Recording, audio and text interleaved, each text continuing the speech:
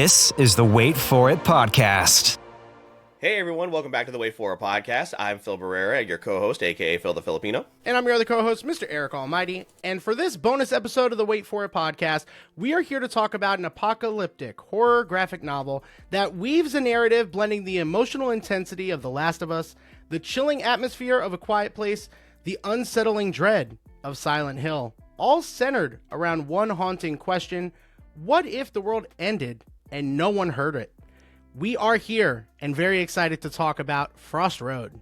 Yeah, extremely excited to have our guest in here today for a very, very special opportunity. So let's not delay it. Let's get to our guest here. First, Keith Arem, the creative director and president of PCB Productions, writer and creator of Frost Road, and also Chris Yates, the director of special projects and outreach. We'll always make time to geek out with some very hardworking and like-minded individuals. So very excited to talk about your project here today. So let's go ahead and get into the first question. So I'll throw this to Keith first. Can you give our audience a little insight into your background and where they may have seen your work before? Yeah, absolutely. So, hi, I'm Keith Arem. I'm the CEO of PCB Productions and PCB Entertainment based in Los Angeles. And most people know us for our video game work. We do a lot of performance capture for a lot of AAA video games like Call of Duty and Titanfall and Spider-Man and Street Fighter and Yakuza. So my background dates all the way back into the music industry, where I started on Capitol Records with Biohazard and Contagion and touring doing music. And then I got into film scoring and then video games. And then over the past several years, I got into directing. And during that time, started creating graphic novels and comic books. And so here we are, coming full circle from all the things I grew up with and nerding out with comic books and games, and now getting to direct them and create them. Really, really cool. And Chris, what about you? I will say, Keith, it seems like, and watching some of these other interviews you've done, Chris seems to sell himself short in some of these. Chris, I know. Please tell us, again, what about your background? Give us a little insight into what you do, because, hey, you're just as important in this project, and I want to make sure that people know that. Okay, thank you. That's very kind of you. My head's big enough as it is. It barely fits in this screen. Yes, my name is Chris Yates. I'm the director of special projects and outreach. And basically, I joke this is kind of like my fifth or sixth career now, because I used to be a track and field coach, and now I kind of pivoted into the entertainment world, where I started out as an intern for Bo Flynn's picture company, Dwayne Johnson's partner, who did Black Adam. And then I pivoted to the United Talent Agency, where I work specifically with graphic novels, Rick Remender, James Tynan, Frank Miller, boom, kind of the who's who of comic books, which I was very lucky to do. And then I pivoted again to Disney, where I worked in the creative acquisitions, which basically was I reviewed non-traditional IP to see how we can turn them into TV shows, or just how do we bring them into the Disney ecosystem. And then when Bob Iger laid off 7,000 people, he started with our department. And so I had to pivot again, and I pivoted into publishing because I quickly realized how much I did love comics. And I worked with a publisher called Massive, and then I quickly, about December, met with Keith, and then just became fast friends. And then we just I saw this an embarrassment of riches he had, and I'm like, my friend, we have to figure out how to make this happen. And 2.5 months later, here we are. Yeah, we fast-tracked this. I think that's fantastic, and I love the absolute creative process that both of you bring, but so many interesting individuals are attached to this project, and what makes this kind of exciting to talk about, I know in pop culture, the zombie genre has at times it started off extremely popular for a multitude of years, and for a period started to become oversaturated. I think we're feeling that with things like Marvel now, the Marvel Cinematic Universe, superheroes now. And recent years, it seems to have made somewhat of a comeback with really exciting new projects like this one. So Keith, both you and Chris have mentioned in the past how this story is very much a zombie movie, but in reverse. And that's super intriguing. Can you dive into more about what Frost Road is about and what makes this particular story so unique? One of the things that I've always been fascinated about is the what if, kind of the idea of what if this was real, and what if this was actually based on actual science. A lot of zombie films have done everything from rage to alien comets and other things, and a lot of explanations, but I really wanted to come up with some sort of a idea that was plausible. And one of the kind of interesting things that's happening to all of our characters in our book, and to give a little bit of the story away, it's a guy that kind of wakes up into this town that's just ripped themselves apart. But the one interesting thing that's happening to all these guys is that they're missing all of the salt in their bodies. They have a condition called hyponatremia, which is extreme like sodium depletion. And coincidentally, the town of Frost Road gets its name for the salt deposits and all the salt mines that it's built on. So at the very, very beginning, you're starting to realize that there's something wrong with the town, not just what's going on with all the characters. And so what I was really fascinated about was sort of taking the idea of science and what's been happening in the oceans and what the military is doing with a lot of underwater testing that's affecting other animals like whales and dolphins, and just the idea of sound being something that can be destructive to the point that you would be tearing yourself apart. And so kind of the combination of what's going on with the town and the salt and what's going on sort of with the signal is sort of the basis of what's going on in the story. And you're unfolding the story from Chris's point of view, who is our main protagonist, which is played by Yuri Lowenthal, and he does all the sort of the photo reference for us. And it really is kind of a zombie movie in reverse, because instead of them being constantly attacked by these hordes, these are the people that they are taking with them to try to protect them. And it's all based on actual real science. And I thought that was terrifying, because you could see that being real. And now with new lithium and sodium deposits being discovered across the world, I think our story is even becoming more relevant and a little bit more scary. Yeah, and I think that's why, you know, when you talk about something that you just really can't see, obviously in this day and age, you know, can hit very, very much close to home. And when you talk about things that inspire you, like The Last of Us, you know, when we're seeing a resurgence of that, or such a, you know, high popularity with that, with the show and the game. So really, really very much love that. I do want to ask a fun question here as we pivot. We'll start with Chris. Both of you are dropped into the world of Frost Road. What type of post-apocalyptic survivor would you be, Chris? Oh, wow, that's a great question. I don't think we've been asked that yet. Yeah, no, that's a great question. I mean, I'm trying to go through like all the zombie things in my head, like all the zombie kind of characters and stuff like that. Because like there's like the Day of the Dead who would like sit on top. I think it's Dawn of the Dead, excuse me, with Zack Snyder and James Gunn, where it's like the sniper on the roof. Yeah, like I'd probably be that person. Yeah. Yeah, like go for Jay Leno. Exactly. Go for the chin, as they say. Or I would just be constantly on the move, like Mad Maxing it, like one of those things. So I would have to give those two answers, because that was a great question. I hadn't thought about it. Well done, Keith. What about you? I would be what we would call a ripper, right? A guy that just goes out. You've just got a shotgun and a machete and your car, and you're just trying to like get to the next area to forge stuff to bring it back. I think that would probably be me, just having the shotgun there and the machete, so you can get distant and close, very personal, I guess. That, or the flip side, I'd be a medic. Like my dad was a doctor, and so I'd probably be patching up people after I've dismembered a few zombies along the way. What a wholesome answer, and making me just look terrible. Listen, you got to do what you got to do. I don't think there's necessarily a wrong answer. I feel like I would be kind of like Eric. We just watched The Shawshank Redemption for the first time, which I know is a crazy statement to hear from you guys. Probably first time? Yeah, had never seen it, but Wow. I think I've read. I feel like I'd be a guy that could get you things. I think maybe that's what I would turn to. Eric, I know your plan has always been go to Costco, but have you seen Costco on a Saturday or a Sunday? It's going to be way too crowded. No, I mean, listen, it's going to be a challenge, but if you could secure a wholesale building, I mean, listen, you could last quite a bit. We'll have Keith on the front lines. Right. Yeah, just machete. Chris on the roof. Yeah, there we go. So it'll be great. I gotta say that Costco though is like a prepper's like paradise. Like forget the Yeah. malls or anything like that. Like you go to Costco, man, they've got generators, they've got weapons, they've got A flashlights, sweater they've in got every batteries, color. You'll always be dressed well too.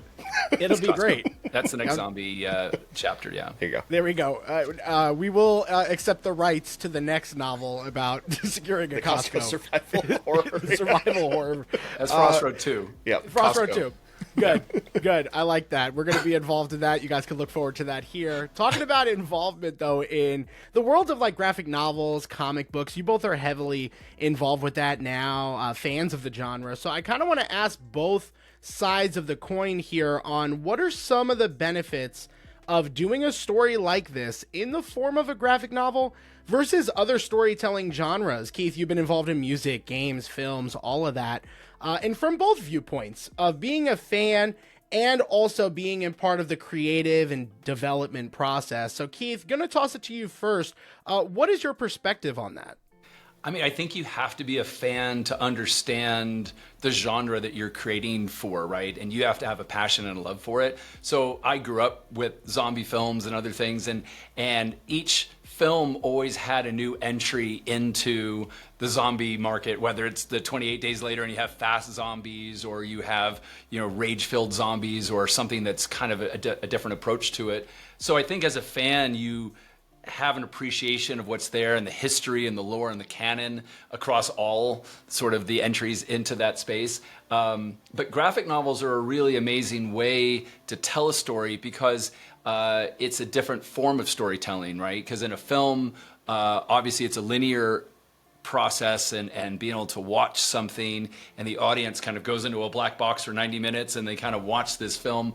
Whereas a graphic novel and a comic book, the story progresses at your pace and you're getting into the artwork and the dialogue and the characters, and it progresses as you go back and forth between the pages. And coming from video games, which is also an interactive process, a much different type of storytelling because it's non-linear and you can make choices and go around. So I kind of feel that like the story has to be told for the right medium, and as a fan you kind of realize what stories you want to experience and how you want to experience them. So even though I see Frost Road as could be a game, definitely as a motion picture, as a graphic novel it works so well because you can just sit there with the artwork and kind of get into the story and the environment and the atmosphere and sort of take in the meaning behind everything that's there and then use your imagination to kind of do the rest. So for me as a fan, I really love the medium of comics and graphic novels because it does bring you deeper into those worlds. Yeah, and Keith, you talked about a couple times in past interviews just how community-driven this is, getting to talk with people, first person, get that first person experience of their views on it, what did they think? I think all of that is encompassing and is a great answer. And Chris, I'd love for you to chime in here briefly about just your experience so far with Frost Road. Again, both as a fan and being involved in the maybe not even creative process, but all of the stuff that you have to do from an outreach perspective. Like, what has that been for you? Yeah, so for the Frost Road angle, I think one of the things I appreciated about the book was that it isn't beholden to like the 22-page monthly cycle of building a comic. Like you have to hit X amount of reveals on X amount of pages. Like you how you do the reveals on the evens and things like that. And Keith was able to craft this story with Christopher Shy, how he saw fit and how he could build tension in a certain way and just do more unique things, whether it be, the lettering and the effects, let's say, because I don't want to give anything away too much. But I found it very kind of unique how Keith said it about just this experience that goes in at your own pace and you can just, look at every panel. I mean, Christopher painted everything. And so if you want to, just look at it and just really kind of soak it in, especially with his unique style, I think that's what's really, special about the book outside of the actual physical book itself, because it's a big kind of coffee-sized book inside of an acrylic slipcase if you decide to go with that tier. And so it's just kind of a very tactile experience that you have in your hand, go at your own pace and just kind of get lost in that world with Keith. And then for the outreach part of it, it's been kind of unique. As we said, Keith and I kind of became fast friends and we just decided to kind of go through that. And as we were talking directly with Kickstarter, we kind of all settled on March as being the month of, this is where we want to kind of go with it. And it's a really good month for backers. And so we had this kind of rollout plan. And unfortunately, Keith got double pneumonia. And so we kind of had this like month to prep. And then we basically did it all in a week. And so it was very much just like, okay, let's kind of just, as they say, you're laying down the tracks as the train's going. And so we're just like, okay, let's figure it out. And so, with my prior jobs, I built those friendships, those relationships with a lot of people, specifically like Omar, I met when I was at Disney, and I just loved being like, hey, I'm a fan of your work. And then he's like, when are we getting you on? And so I was able to kind of use this as an opportunity to introduce not only Keith and the project, but also like, how can we bring fans into Keith's world, and like with Yuri and kind of the Dead Meat stuff that we're trying to work towards as a funding goal. It's been a lot of fun and very interesting to see how receptive people have been, and to know that we're not doing this for like a cash grab, because the whole point of the campaign is for printing and fulfillment and trying to get those books out. I mean, we're trying to get this book out by Comic-Con, summer. So a lot of campaigns 6 months to a year sometimes, and that's everyone's prerogative, their campaign. But we're trying to do something really unique and special in terms of like quick turnaround. Hey, we're not going super big out of the water just yet. This is our first campaign. We're trying to build that fan base and just reach out to people and let them know that we're here. Yeah, really great, and can't wait for people to experience this. And Chris, you actually just mentioned Dead Meat, which leads into my next question. Seeing your partnership with the creators of the Dead Meat channel, one of the most popular YouTube channels. I do want to share this photo with you. This was from Spookala last year. When they were guests, and they're big wrestling fans, so we brought our wrestling t-shirts and my wrestling belt. So they are just the sweetest people, and they're so interactive with their community. But how did those conversations start, Keith? And what's it been like getting involved with them? James and Chelsea with Dead Meat are just the most phenomenal, sweetest people. They're just so humble and so creative and so collaborative. And I was introduced to Chelsea getting into the voiceover space, and she actually took some classes that we teach. We teach a lot of technical acting of actors getting into video games and voiceover and performance capture. And we became friends and started to just share ideas. And we had started on working on like an audio drama idea. Obviously them doing voices and podcasting and hosting on YouTube was sort of a natural fit of telling stories, especially in the podcast space. And so earlier this year, we did a test for a thing called Blind Terror. And it's phenomenal because it's not just like an audio drama radio series, but it's all in surround, using our recording studios to have all the characters and everything around you as the listener, as opposed to just listening to a front-facing story. And it was so successful and so popular that we decided to integrate that into this idea of what we're doing with Frost Road. And I came to them and I said, what if we, as a stretch goal, once we fund the book and get out there, what if our stretch goal is to bring you guys in, help us produce sort of the Blind Terror series as part of the Frost Road universe, and develop additional episodes where we can bring in actors, Yuri and some of the other actors that help maybe not only do the reference, but actually perform the characters and go through the story and create this really unique audio drama. And so that really was a very organic process. And there's such just wonderful people that they were instantly like, yeah, we love this idea. We'd love to do that. And they've been very supportive of the campaign. So we're very fortunate to have great friends with those guys. And I love everything that the Kickstarter kind of stands for, from Chris bringing up like the fast turnaround. I mean, obviously the main goal is to fund printing, fulfillment, all the challenges and stuff that come with that. But building that community is super important. And I think what's cool is, in addition to like the stretch goals, you can obviously do something for the actual graphic novel itself, but you don't just stop there. The Kickstarter has tiers that unlock access to industry professionals, once-in-a-lifetime learning opportunities for both fans and aspiring creators. So I'd like to ask a two-part question to both of you, starting with Keith. What's one piece of advice you wish you'd receive early in your career? And what is something specific with your experience with Frost Road that you've learned from as well? So something early on that you were hoping to receive that you didn't and you wish you received it. And in Frost Road, what have you learned? I think one of the hardest things in the industry is that if you're really passionate about what you do and you have a lot of faith in the work that you're doing, and that excitement will translate over into other types of service work. And I think probably the good and the bad of it is that when you love what you do, people want you to do that. And as a result, you're very employable in a sense that, like in video games or music or art or other things, you'll constantly have people coming to you to say, hey, will you do that for us? And will you work with us on doing those things? And why they're great opportunities and huge franchises, and I've been fortunate enough to get involved in some really big ones. I think that you have to balance that with your own creativity and making sure you don't ignore your ideas. And I think that with things like Frost Road and other things, is that I had created these ideas earlier, almost 10 years ago, and because of the industry and other things and work, I would always kind of defer to working on one of my big client projects as opposed to pushing my own stuff forward. And so I think a lot of creators are very nervous about sort of pushing their own stuff out there, because not just being nervous about people accepting it, but also a lot of creators, I think, feel that their work isn't good enough, and they kind of want to keep working. And I can definitely tell you from working in the industry for as long as I have, is that no work will ever be finished. You will always find flaws and other things in your work. So rather than just take on a client's project and work for them because it's safer or easier, you do really have to invest in yourself and start to really believe in getting your own stuff out there and not be afraid to make mistakes. Nothing's going to be perfect, and it's not going to be perfect the first time or the second time or even the 10th time, but that can't stop you from getting out there and doing your own thing. And Chris, what about you? One thing from your early career you wish you would have heard, and one thing you've learned during this process with Frost Road?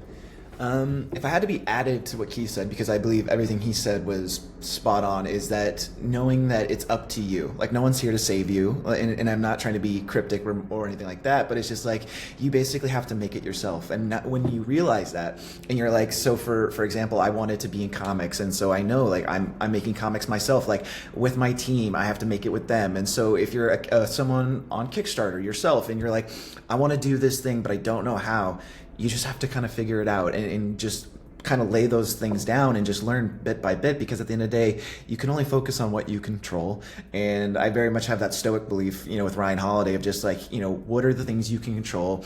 How does this affect you? Because at the end of the day, it's just you. And realize that, yes, you can get a manager, you can get an agent, and they are going to help you get to those next levels. But at the end of the day, the quality of work has to speak for itself. So, don't get discouraged if it's maybe not perfect. It's the fact is that you just keep getting up. You know what I mean? It's like, how many times can you stand up and be comfortable showing your vulnerabilities? Because it's like, yes, you may make mistakes, as Keith said, but it's like, it's the 10th, 12th, 13th, 15th, maybe 100th time. But you'll eventually get seen. Eventually, if you stick in long enough, because at the end of the day, you eventually start to build and learn as long as you keep wanting to strive to be better in your craft. And I'm speaking way too much, but that's okay. And with Frost Road, it's basically just learning, like, hey, how can we be better for the next time? Because again, as we said, this is the first Kickstarter. Is it us finding different fulfillment partners where we can maybe lower our stretch goal at the beginning, or could we build more with certain fandoms? And we're just always learning and growing. And maybe when we have like in-person things, like when we announced the second one, it's like, hey, here's this huge announcement, and you can kind of sign up now as a stretch goal. So it's always just being open-minded and being collaborative and humble. And I think that's the best way I think we can move forward from Frost Road is just, constantly learning, as Keith said. One of the things to follow up on what Chris was saying is that one of the things we're experimenting with this campaign is, obviously the book is finished and our goal is to get that out and have that at Comic-Con. But because we have so many amazing people contributing as part of that, not only the actors who helped us with the reference, but we have amazing artists and storyboard artists and editors. Chris and myself, obviously being in the industry, Brandon Humphreys, who also was the story co-creator with me. We have many, many years of experience. And so we wanted to sort of use some of our stretch goals and even our reward tiers to give back to the community. So some of our higher stretch goals that we haven't announced yet are actually supporting other Kickstarter campaigns and building the Kickstarter community, because this is such a phenomenal way for artists and creators and writers to get their work out to their audiences directly. But also we're creating tiers where people can have mentoring classes or artist portfolio reviews, or a story and world building class, or even a Q&A session or an autograph session if they wanted just to be a fan and just sort of kind of meet some of the people behind this. So rather than doing tons of physical rewards of posters and merchandise and other things that people might not know the property just yet, we felt it might be more beneficial to the Kickstarter community and to the community at large is to share a lot of our experience and work in the industry and making mistakes and learning from them, and hopefully coming out the other side being a little bit more successful, to give back some of that to our community. And so you'll see a lot of the rewards being a little unique in that sense, that there's actually opportunities for people just to meet and go behind the scenes and learn from that. Yeah, definitely watching again the interviews over the last few weeks, and building that community has been really cool to see. And again, can't wait for that to continue to grow. I do want to before I get to our last question here, I want to ask you something here, Keith, because you kind of mentioned once you get recognized for some things, a lot of people are going to be asking you to work on their projects, and it always makes me think of one of my favorite quotes and just kind of sayings. And Eric, you've heard me bring this up in the past. Leslie Odom Jr. from Hamilton fame. I read his book a couple of years ago, and one thing he mentioned, of course you have to say yes to opportunities and take advantage of those, but he also mentions the importance of having ownership over your no. So saying no to things that maybe aren't right for you at the time, saying no to things that maybe would delay, working on passion projects, like you said, Keith. Do you agree with that? Like having ownership over your no as well is also very important? I love that idea, and I agree with it. It's very hard in practice to say no. To be able to say no to a client that's coming to you with a very big franchise to say, we want you to direct this, or we want you to work and contribute on this. And you're like, yeah, well, I really want to do me. And that's hard. It's really hard. And I do respect it. And I think you're right that it is an important aspect of being able to do that. And I wish I did learn the way to do that earlier. But at the same time, I think maybe there's a threshold, right? You say yes as much as your phone is ringing. And, I've been fortunate in my career that I've never had to go out and advertise or solicit work. It's always been referral work, because people are always looking for people who, love what they do, and they'll refer people because of that. That's the same way if you're going to have a doctor or someone help you, or a lawyer, you need someone that's going to be invested in you and passionate about what they're doing, as opposed to someone who's just trying to take a paycheck. So I think that when you are referred by friends and other people, you want to honor those relationships and what it's there. And so it's a little bit easier just to say yes than it is to say no. But I think there's a threshold. And I think that after you get a certain body of work, or a certain point where you think you can maybe financially survive, because Hollywood and this industry is very volatile, as we can constantly see, saying no comes at a certain point. And I think right now I'm finally probably getting to that point where I'm probably at the point where saying I have to do these projects because they've been backing up for so long. And I think that's why Chris and I have really come together, as he mentioned, like this embarrassment of riches. I've just been pushing my own stuff back so much that people are like, why is this book done? How do you have all these things finished? And it's like, yeah, I've been saying yes for a little too long. God, I love that take on. I love that answer. Thank you so much. To get to our last question, I'll throw it to Chris here first. Just want to know, of course, there's a lot going on. You guys are working extremely hard. I want to know, what are your comfort choices when you need a break from creating, from working? Movies, TV shows, video games, books, anything else? Chris, you go first. What are your go-tos? That's a great question. I actually try to unplug as much as I can. So when it comes to specifically to media, I play a lot of board games. I play Zombicide, which is funny enough, another zombie thing. But I play like the Marvel zombies and stuff like that. So it's like superhero adjacent. But that's so funny that you said that. But if I did play video games, I'm really loving Lies of P. I'm a huge Souls fan. I platinumed Bloodborne. Funny enough, I love the Spider-Man series, which is funny because I was able to tell Yuri on camera that my first platinum was with him. So I'm like, I've spent hours with you swinging across New York, and here I am like talking to you in a booth. So that was fascinating. But outside of like that, board games or books and comics specifically, I just got the Magic Order Library Edition by Mark Millar, which is fantastic. But yeah, I would say trying to unplug as best I can, and maybe going out into nature if I'm lucky enough. So, love that. What about you, Keith? Very much the same. I think, when you do 18, 20-hour days, and you're working constantly, you just need to unplug from that. And so I've always felt over the years, just getting out of that environment, getting as far away from the studio or work or other things, and whether that's traveling or being somewhere. Right now, I'm up in the mountains, up in Arrowhead, and just trying to have a little bit of downtime before like the next storm kicks in with some of the new projects we're working on.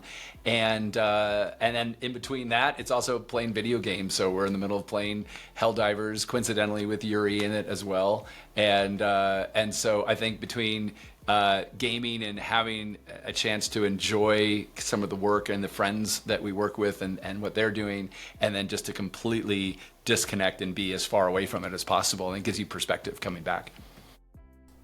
Yeah, I love the gaming answers. Eric, you know that if we go a few days without jumping into, a party with some of our friends, we go a little stir crazy. So that is a very popular answer over here as well. And my happy place is, I am very much a night owl. So it's like at 1 or 2 a.m. and I'm playing a game of like college football or 2K, and I have like a horror podcast on, whether it be like Scared to Death or some true horror shows. And it's just quiet other than the podcast I'm listening to, and the game that I'm playing.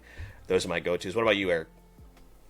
I mean, Phil already knows this recently. Like, I always jump on a multiplayer, just kind of have some fun. For the longest time, we played Fortnite. Too long, arguably. Recently now, getting a PC for the first time in ages has really opened the door for other game types. And Phil knows that I've been playing Slay the Spire, Balatro, which are games that I've never thought I would really get into, and are extremely fun to jump in, jump out. You don't have a long time commitment. But then there are times where I want to jump into like a Helldivers 2. I jumped into that for the first time in a minute the other night with a couple of friends. And I just really like being able to do that with friends, but also have that solo time whenever there's some, conflicts of schedule. Getting to pair with multiple people is always such a challenge. So I think having a delicate balance between the two is always nice. I have to jump in real quick. Sorry, you said Baltro. That game is a rabbit hole. I played because I got nominated for Game of the Year, right? And I'm like, "What is this game? Like, it's a card game, and it's got Game of the Year." And then I played it, just mainlined it for 48 hours, and I'm like, "Okay, I got to delete this. Like, I'll be stuck here." So I was like, I hit the 1 million mark, and I'm like, "Delete, get rid of. Don't want to play this anymore because I'll just waste too much time." No, it just got the. It was Peggy 18 because of gambling, like the gambling implications. It got that reduced. Then I played it. They need to put that back on. It is completely an addiction. It's completely an addiction. It's a problem. And I've yet to make a full run with a deck, but I don't want to stop. And Slay the Spire is very much that way, very card-based, very Dungeons and Dragons inspired, which is such a huge thing that's like ingrained in like every piece of pop culture. So getting involved in those two type of games has been a lot of fun, and I'm right there with you. I'm 10 hours in. Uninstalling is an option for my mental health, but I don't think I'll have the strength. Fair enough. Well, Keith, Chris, thank you so much for your time today. Before we wrap up, I want to give you both the opportunity, whoever would like to go first, just to plug the project. Everything you guys, for you listeners, everything will be in the link or in the show notes of this episode. But please let us know where we can find anything Frostroad related and where they can go. Chris, you want to, you go Sure. for it, man. Sure. But before we do that, I just want to say, Eric, Phil, thank you for taking the time and being so thoughtful with your questions. Like, I know you said you've been following the interviews, and I know that's for the people who interview us beforehand, they were taking it first crack, and you've been here and like you've been doing the research. So I first just want to say, thank you for doing that. That's very flattering and kind. And I just want to acknowledge that to you and your listeners, because that's just, I don't know. It shows your character and how much you care about this stuff. So just want to say thank you very much. And now to the sales part. Yes, Frostroad is this wonderful, spooky, apocalyptic graphic novel that we're insanely excited to bring to our community on Kickstarter. And again, we're here for fulfillment and kind of the printing costs where the book's done. We're not doing it in terms of like still drawing or things like that. It is going to be ready by summer, and we're insanely excited to show off all the resources and contribute back to the community and help people out and just do something a little bit different and unique.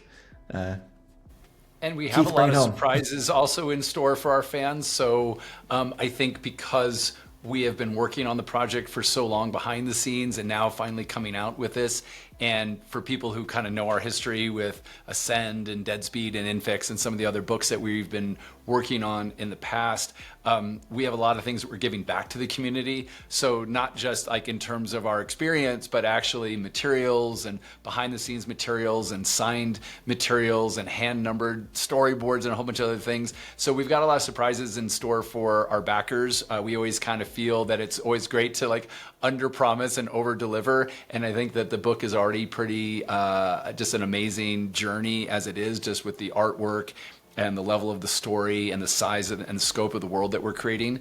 But we are very supportive of our audience, and this being our first real Kickstarter on our own doing this, we really want to make sure that the audience is getting as much value in this as possible, not just out of the book and the characters and the story, but also the experience and following the journey with us. So we're really appreciative of everyone supporting us along the way.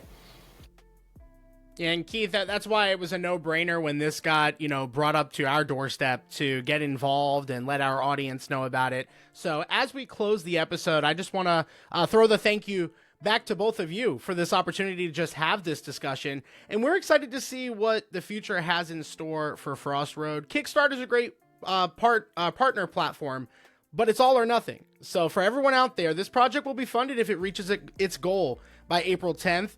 Me and Phil have already started talking about which tier we're going to put our dollars to. So this is our plea for you. Join us in backing this amazing project, this amazing creative team. Everything you need to know about Frost Road, Keith, Chris, and PCB will be in the show notes. And with all that being said, my name is Mr. Eric Almighty. That is my co-host, Phil the Filipino, and our wonderful guests here on this special bonus episode. Please don't forget we release new episodes every Wednesday on the podcast, and all you have to do is wait for it.